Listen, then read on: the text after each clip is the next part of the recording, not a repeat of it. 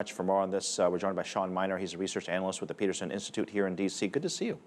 Thanks for having me. So help me understand why, I mean, one number was good, one number wasn't good. I'm not sure any of the numbers are good or what even they mean anymore, because we used to cheer when inflation was lower. Now we want there to be inflation, but then we don't want the commodity prices to be up. It's gotten so complicated.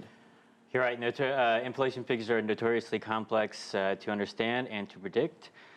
Looking at the consumer price index, we saw that it did beat expectations only by 0.1% at 1.5% growth from the month of the previous year. And the reason for that is low commodity prices such as oil. We also have overcapacity problems and some weak demand. But explain to me, why do we want things to cost more? I mean, the fundamental thing, if I'm an average person watching this, I have no idea what we're talking about. Why do we want things to be more expensive?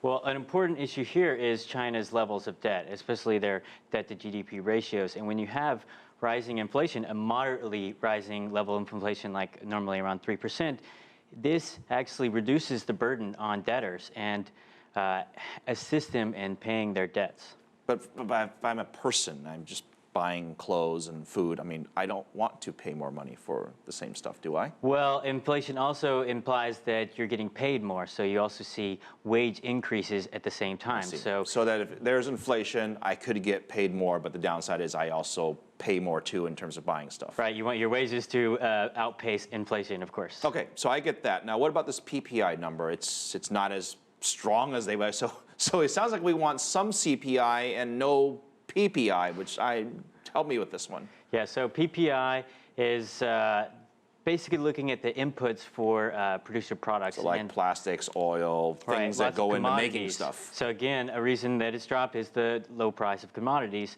But it also doesn't bode well for demand.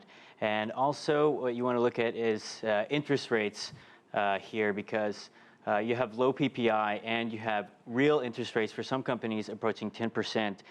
This causes a weak demand for capital. Then you have firms who are looking to lower their prices out of the factory gate because they're struggling to capture market share or just struggling to stay afloat, and so you have dropping revenues. Well, I was going to talk about it because it's not just China that's worried about it. You see all these oil companies around the world screaming that oil prices are too low and they could go bankrupt because they can't make enough money, and it's just a terrible, terrible situation. I'm not sure anyone's going to sympathize with them, by the way. But that said, is there such a thing as a happy medium where oil prices are at one point and the company can still make money and no one has to cry? Right. Well, it's different for many firms and for across industries as well. So what you have in China right now is nearly 4 years of deflation in the producer price index. And so continued deflation weighs on demand. It weighs on capital demand as well, and then causing more long-term structural problems. Okay, so let's talk about two issues. One, so the factories in China specifically, there's been some concerns about their profitability. I know it's come down a little bit. Is that something that worries you? Yeah, so right now, of course, China is in this transition from export and investment-led economy towards consumption and services. The issue is whether the rise in consumption and the more investment in services is going to outpace the drop in manufacturing.